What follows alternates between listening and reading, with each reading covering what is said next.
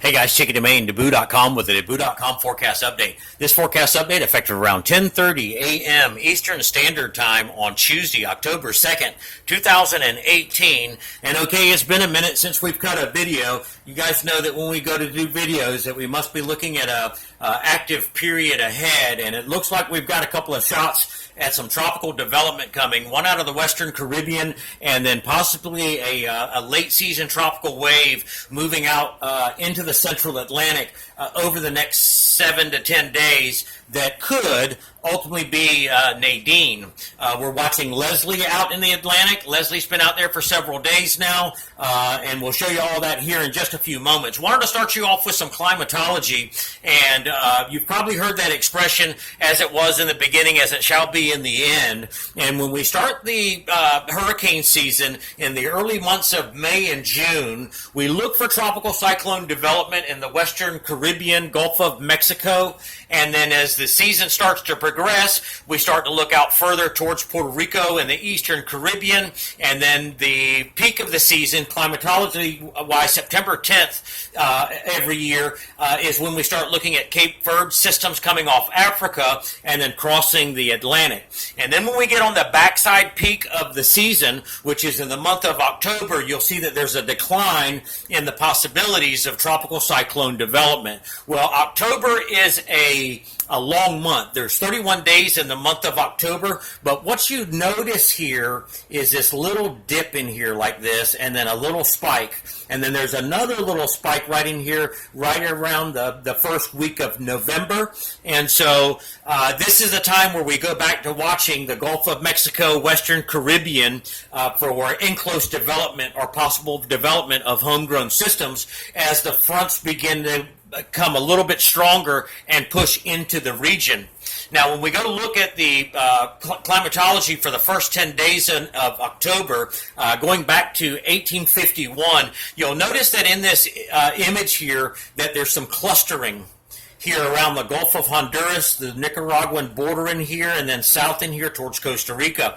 And then you'll also notice towards the tip of the Yucatan Peninsula. Now, for longtime followers, you know, we talk about the pattern known as round the corner, and that's that's where an area spin develops in here off the coast of Costa Rica in here, and then a front starts to dive into the Gulf of Mexico, providing some lift and or high pressure building in, providing some lift, and then that area of spin gets off the Nicaraguan Honduran border and then can move into the Gulf of Honduras. And then from there, climatology tells us in the month of October that the typical track would be up and to the right. Now, that doesn't always hold water or hold the case, because sometimes it goes up and to the left, or can go just straight on up. And this is what we're going to be watching for in the upcoming forecast period. And then when you get into November, it's still the area that you watch, and then but the typical tracks, again, is up and to the right. And so we're almost out of the woods, but October is a long month, and Florida stands out as the number one state most affected by hurricanes in the month of October. And again, when you start to look at the map and think about an area spinning here, lifting up and to the right, it's easy to see that that's one of the reasons, because Florida sticks out like a sore thumb. Switch you over to yesterday's pinned tweet. We pinned this tweet yesterday morning early, looking at the latest water vapor imagery. And if you will zoom in, we always get a lot of questions. We see questions in the comment sections of some of our posts that people are still trying to figure out what the arrows mean. And so here's a good example, or here's a good opportunity for me to explain that. And then one of the things I want you to see is that I put an arrow right here where this little dot is right here. And I know that there's cyclonic spin in here. And so when I look at this image and I capture it when I go to draw my arrows, I know that although the image is still, the atmosphere is fluid. So if I was to put this into motion in my mind, I would see it spinning like this. I would look down in here and I see it spinning like this, and I see this moving like this. And so the old saying is, if you know how it flows, you know how it goes. And so looking at yesterday's, this is yesterday's, we'll show you today's here in just a minute, you'll notice this little puff of cloud right in here. Okay, well, you don't always focus on where the convection is, you can focus on where the spin is. And if you look right in here, right off the coast of Costa Rica, this is DNA of what was Kirk. Kirk moved through the Eastern Caribbean, through here, and when he got into here, he's dipped, or his DNA has dipped to the southwest. Now that, if you have been following along, I'd have to, let me zoom back out a little bit. You know, we talked about how music comes to our mind when we see things like this. And the other day we tweeted for Leslie telling the ghost of Kirk, when I move, you move just like that. Well, guess what? Leslie is forecast to drop towards the south-southwest before it lifts up to the north and may end up doing a little loop-de-loop out here in the Atlantic. Now, I'm not 100% convinced that Leslie will stay a fish storm at the moment. There is an outside chance, at least what we're seeing in the current imagery, that we could see Leslie do a loop-de-loop. Now, does that mean that it's going to be a threat for the U.S. East Coast? I don't think so at the moment, but it is something that we're going to be watching, and we'll show you that here in just a minute. So when we zoom back out of this, we know that the flow is like this, and that's why we draw the arrows. And so this tells us, and the reason why we stopped here, because confidence decreases in what's going to happen through here. Because models suggest, and I probably could have put another arrow here, but I didn't want to create a lot of confusion, but models are suggesting two types of scenarios here. Straight up, and then up and to the right. And we could see something get up off East Coast Florida, or we could see something into the Gulf of Mexico, with Florida splitting the rule.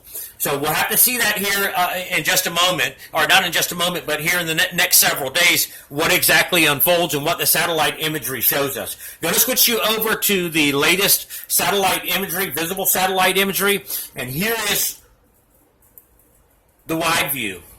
You got Leslie up in here. Now, the European model says Leslie's going to be out here for another 10 days, guys. Okay? And the GFS, which I think the GFS is off base at the moment, especially in the long term, shows it out to sea and becoming jettisoned.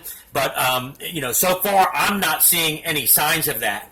Now look down here in the southern Caribbean, and you can already see that this is going to start to try and come together. Now, shear is high. Environmental conditions are currently not that favorable for tropical cyclone development, but it's the pattern here, guys. And so if I was to put this into motion, you would see this like this. You would see this like this. And on the back side of this convection, this is moving in like this. And this is going to become nearly stationary over the next couple of days. The axis is right in here, and where you look is, again, right off the coast of the Nicaraguan-Honduran border. And so this will be the telltale. Now, I'll switch you over to the latest out of the National Hurricane Center. Their 8 o'clock map this morning here in just a minute, and you'll notice that they're going to lift it straight off towards the north. But there's the question of whether or not it gets in the Gulf of Honduras and gets a little bit further west than what the National Hurricane Center is anticipating, because models over the last several days have been putting the entity into here, and the GFS was wanting to lift over towards portions of eastern Cuba and then lift up in here towards East Florida. And the overnight European model actually does that. We'll show you that here in just a minute, but just keep in mind that it's always one model run until we get inside that 5-day window. Now, I want to zoom in on Leslie for just a minute and give you some thoughts and ideas on Leslie just for a second. We'll have lots of time to watch. But if you notice on the back side of Leslie here, it appears that another area of low pressure is trying to develop out here. And so as Leslie dips towards the south-southwest and then begins to lift towards the north, you've probably heard us, our longtime followers have heard us use this expression before of this low maybe pulling on the coattails of Leslie, and that's why you'll see that kind of loop, because this is going to develop here and slide off towards the east and may tug Leslie back down this way to set her up for that loop to come back this way. Leslie is forecast to become a hurricane here in the next 24 to 48 hours. And if you've been following our forecast, you know, we talked about this major swell event that was setting up. And if you go to our social feeds, Facebook, Instagram, and on Twitter, you'll see some amazing surf shots of Puerto Rico in here, whereas the strong northeast fetch from this system had been aimed at the Caribbean islands for the last several days, and they've had favorable winds. We've had unfavorable winds in here towards Florida with that onshore flow, but this system, when it was a hybrid low, if you've been following along, we talked about Leslie, not Leslie, then hybrid, then it became a hurricane force low, and then now we're close to becoming a Hurricane Leslie in the next 24 to 48 hours. So when it got to be the hybrid hurricane force low, seas increased to nearly 50 feet in northeast ground swell, and now with the re-intensification, if you saw us again on our social feeds, here comes that secondary swell event, because now seas, as this tightens back up to become a hurricane, seas are going to go back to in excess of 30 feet. And then it's going to go into some negative swell production. We'll show you the swell model forecast here in just a few moments. And then we'll drop you back down for a little closer view of what we have here. But it does look like we're going to get something to develop once this starts to lift north and get into a better environment where it can spin up and get up in here towards the Gulf of Mexico or east of Florida. Okay, here's the latest out of the National Hurricane Center showing a 20% chance of development over the next 5 days. And so they started last night at 2 a.m. and then at 8 a.m. they went ahead and put the yellow X here, and they've got an arrow that they're drawing here to where they think that it's going, but also take note of the shaded area. And that is that just like the cone of uncertainty, it doesn't mean that right now the system is here, that it can't end up there. We always try to stay one step ahead of the National Hurricane Center, hence yesterday's early morning pin tweet where we pinned this location. Now, again, this is, we don't have any confidence once past here at the moment, especially based on what some of the models are kind of flip-flopping on. The CMC model is actually showing development in the Gulf of Mexico. The European model overnight has come to the Florida East Coast, and we'll show you that here when we switch it over to the latest run, or excuse me, last night's run of the European model. So this is going into, starting now, and again, we see Leslie here. We see another area of low pressure that may be trying to develop on the backside. We have this, excuse me, I think, let me reset this. This actually is, okay, so here's real time here. Sorry about that.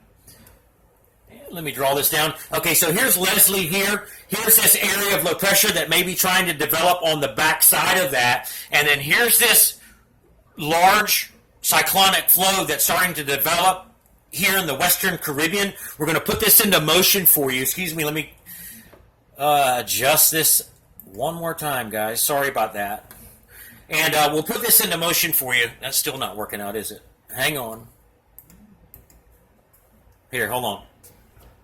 Okay, here we go. Here's last night's run, OOZ Euro, going into today. And you can see that here's Leslie here. Here what looks to be that area, backside area low that's going to develop. And then I also want you to pay attention to what's moving off Africa here, because it looks like that the European model is trying to hint at possible Nadine if what we get coming out of the Western Caribbean here turns into Michael. Now, I'll advance the model for you. This is 48 hours.